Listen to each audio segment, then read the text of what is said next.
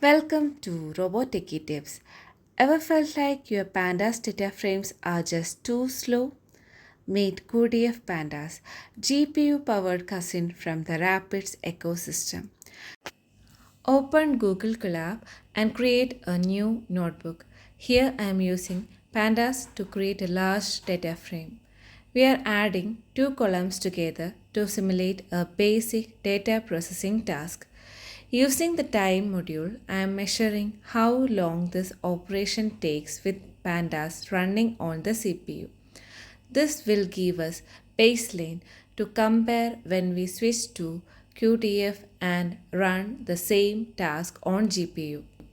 Now you can see that Pandas execution time is 0.0635 seconds. Import cuDF and change runtime to GPU.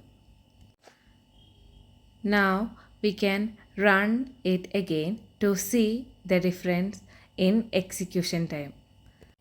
Use this line and switch from Pandas to cuDF. Just one line changes.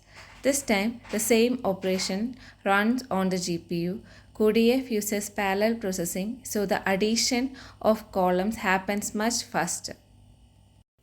Thanks to the power of GPUs and Rapids. Please like, share and subscribe. Thank you.